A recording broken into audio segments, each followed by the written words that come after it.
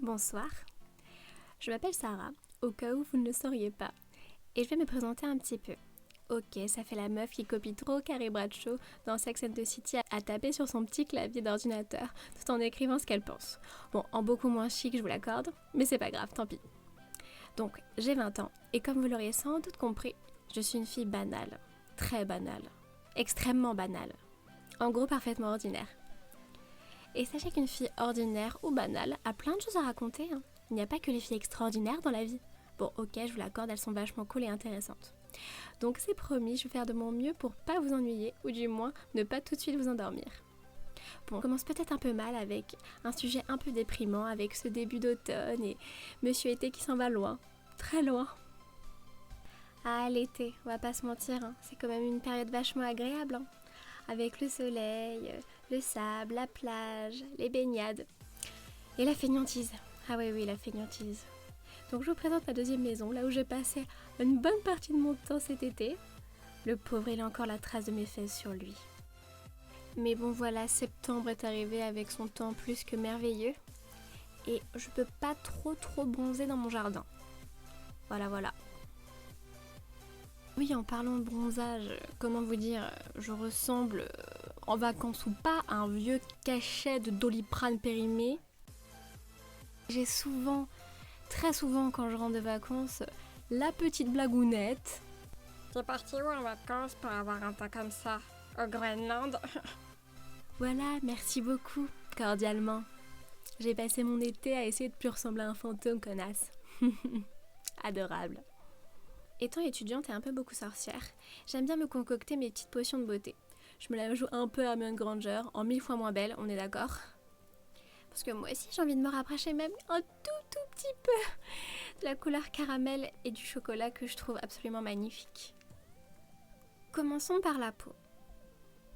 Pour faire durer l'été sur notre peau le plus longtemps possible, même début automne, je commence par un truc assez simple en fait, un gommage. On prend du sucre, un bol et du miel. On mélange bien le tout et paf! Ça fait un gommage. On l'applique sur la partie du corps qu'on veut exfolier, on l'humidifie un petit peu avant et puis on exfolie. Et ensuite, direction la douche. Un conseil complètement bateau, mais il faut s'hydrater le corps, c'est important, avec votre lait corporel ou votre beurre corporel préféré, c'est comme vous voulez. Moi j'utilise une crème de chez Etam qui s'appelle la bulleuse loveuse et que j'aime beaucoup. Alors là je sors le lourd, le très lourd. L'astuce que je sors à la même période, je me fais un petit thé tranquillement. Bon, vous avez pu voir mon humour archi nul, hein. En fait, c'est pas pour me faire un petit thé, même si j'adore ça. C'est pour m'appliquer ce thé sur la tronche. Vous voyez ce que je veux dire ? Je procède toujours de la même manière, en fait. Une fois que j'ai laissé mon petit sachet infuser assez longtemps, je l'applique sur la zone de mon choix. Et je fais des petits tapotements comme ça tout au long de la zone. Et puis, on dirait pas comme ça, vu la blancheur de mes jambes ou de mon visage, mais ça donne un petit résultat si on le fait plusieurs fois par semaine. On dirait qu'on a bronzé il n'y a pas trop longtemps et j'aime beaucoup cet effet. Et tout ça sans auto-bronzant. Et si vous avez la chance d'avoir une baignoire chez vous, vous faites couler un petit bain relaxant et vous mettez à tremper quelques sachets de thé dans votre bain. Bon, pas trop souvent quand même les bains, on pense à la planète. Alors là, on passe aux choses sérieuses maintenant. Les cheveux. Et oui! Parce que j'ai les cheveux très épais et secs, alors pendant l'été je vous raconte même pas le nid de paille que c'est quoi. En général dans cette période j'utilise 2 astuces et mes cheveux n'ont pas l'air de s'en plaindre donc je les partage avec vous. J'utilise cette recette pendant l'été et après l'été. Elle permet de nourrir les cheveux fatigués et abîmés par tout ce que l'été apporte. Donc cette recette est très simple. On a juste besoin de 2 œufs, d'un citron et de 2 cuillères à café de miel.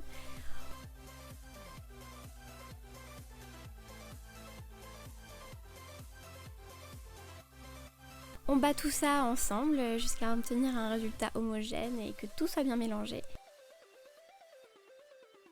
Et c'est prêt.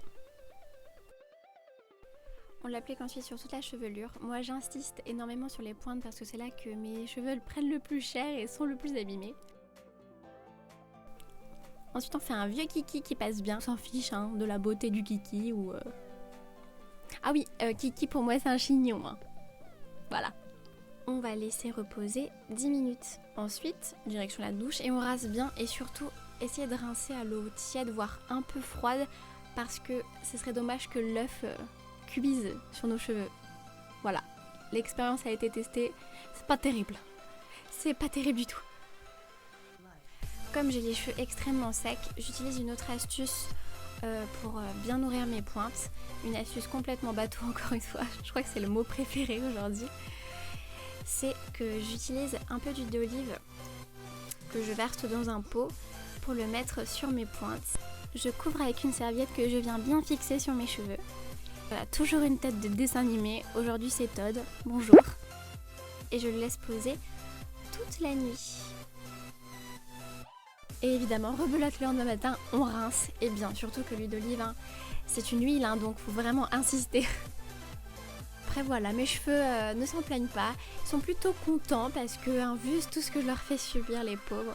Et évidemment, si vous vous lissez les cheveux ou bouclez les cheveux, n'oubliez pas de les protéger avant de faire ça parce que ce serait dommage d'avoir fait tout ça pour rien. Voilà, l'été c'est déjà fini, hein. Il nous manque déjà, mais on le verra l'année prochaine.